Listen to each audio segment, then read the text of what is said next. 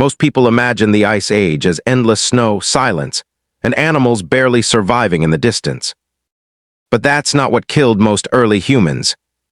Because in many cases, they didn't die in battles or from starvation. They died before the day even truly began. Some would wake up in the morning and realize something was already wrong. Their body wasn't fully responding, their fingers wouldn't close properly, and the cold from the night was still trapped deep inside their bones. In some caves, people would try to sit up, take a breath, and simply collapse back into the snow they had slept on, too weak to fully wake themselves. No warning, no sound, no visible danger. Just the quiet failure of a body that couldn't restart fast enough. And in many groups, people had to physically shake each other awake just to make sure no one had silently frozen during the night. This wasn't rare. It happened often enough that waking up became the most dangerous moment of the entire day. Backhand index pointing right, so the real question isn't how they survived the Ice Age. It's how they survived the moment they opened their eyes. You're not watching early humans anymore. You're one of them. The first thing you notice isn't the cold. It's the silence. Not the peaceful kind. The kind that makes you wonder what's moving out there while you can't see it. You push yourself to your feet, but your body still feels stiff from the freezing night. Your hands are slow to respond. Every breath of icy air steals a little more warmth than it gives back. There are no stores to visit, no warm house waiting for you, no emergency plan if something goes wrong. Whatever keeps you alive today, you have to find, protect, or build before the sun disappears again. Out here, survival isn't about being the strongest. It's about making the right decision before the next mistake costs you everything. And as you take your first steps into the frozen landscape, you realize the day hasn't even revealed its greatest danger yet. Morning doesn't arrive here like it does anywhere else. It doesn't feel like a beginning. It feels like something you barely survived continuing. Inside the shelter, people don't wake up at the same time.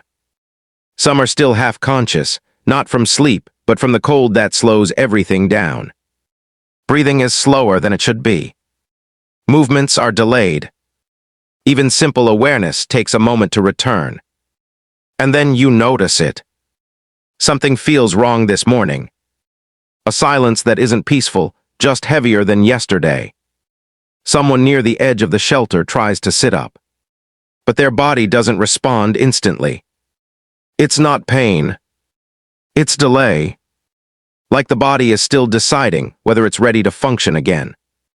They pause, and for a second, nothing happens. Then another person shifts closer. Watching, not speaking, just checking, because everyone here knows the same question without saying it. Backhand index pointing right, did everyone make it through the night? A hand reaches out and shakes someone awake. Once, then again harder. And only then does movement start to return. Slowly, unevenly, like the body is restarting one piece at a time.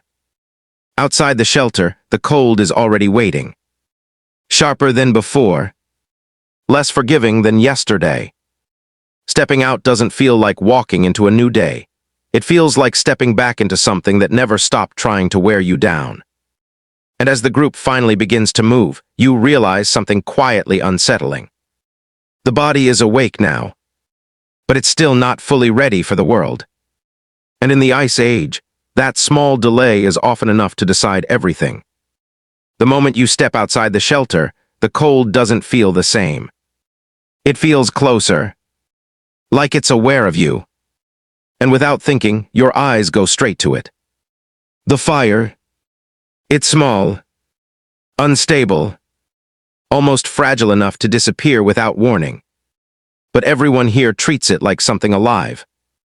Not because it gives comfort, but because it decides whether the group exists tomorrow. Someone is already sitting near it.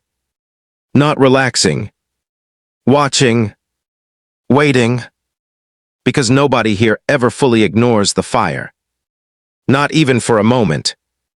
People move around it without speaking, taking turns, adjusting their position. Not out of routine, but out of necessity. Then, a shift in the wind. Barely noticeable. But the flame reacts instantly. It bends, flickers lower. For a second, it looks like it might go out. Everything stops. Not loudly. Not dramatically.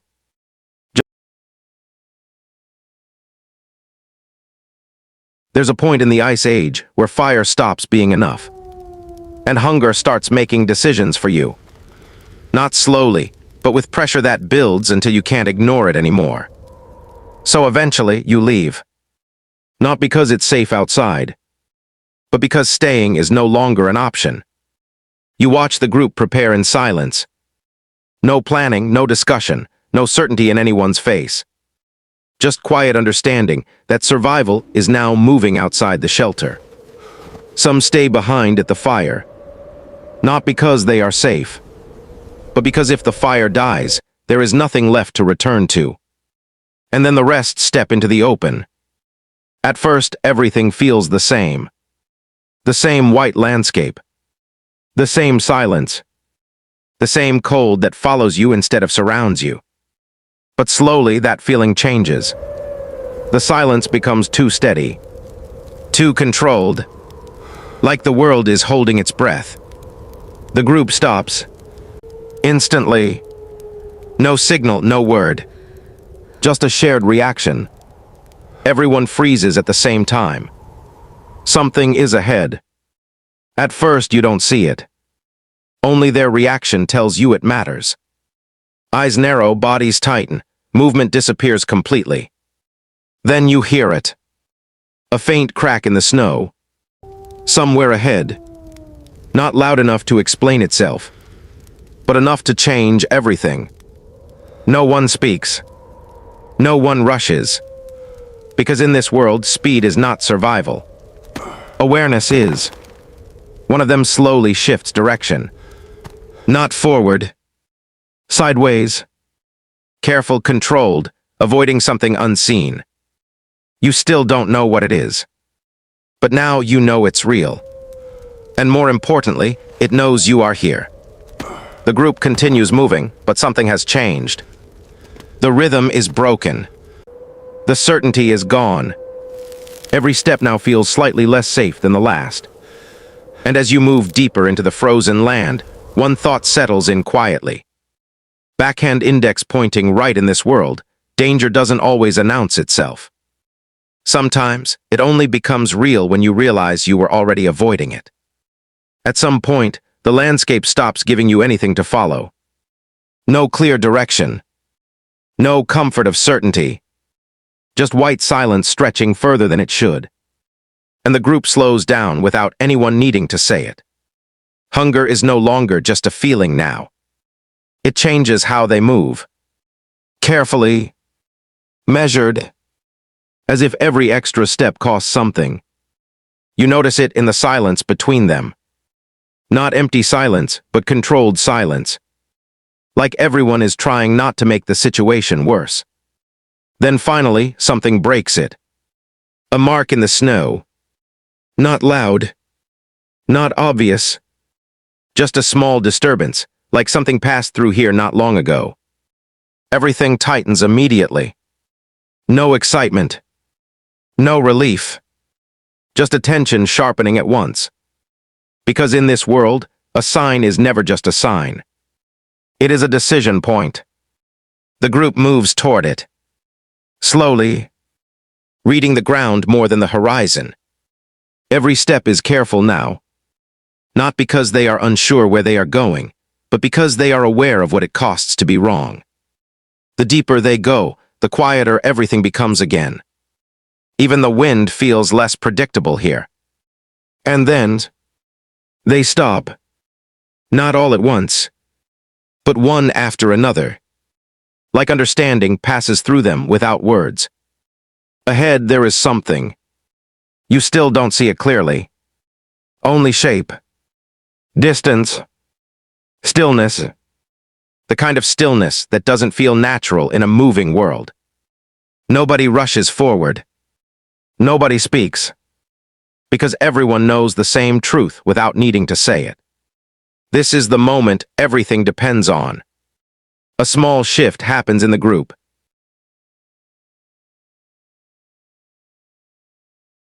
When morning finally comes again, it doesn't feel like relief. It just feels like the world kept going. The fire is still there. Smaller now, but still alive. And for a moment, nothing looks different. No victory. No ending. Just another continuation of the same struggle. The group doesn't react to surviving. There is no moment where everything suddenly feels over. They simply move. Because in a world like this, nothing ever really feels finished. It only feels paused. And then you start to notice something when you look at it from further away. Early humans didn't survive because the world became easier. They survived because they became adaptable to things that never improved. The cold stayed. The hunger stayed. The night kept returning the same way. But they changed around it. Slowly, quietly, day after day. Not through control, but through endurance. And that kind of pressure doesn't just disappear when the ice age ends. It leaves something behind. You can still see it today. In the way we stay close when things feel uncertain. In the way we prepare for problems before they arrive. In the way safety never really feels complete. Not because we remember the ice age, but because something from it never fully left us. The fire keeps burning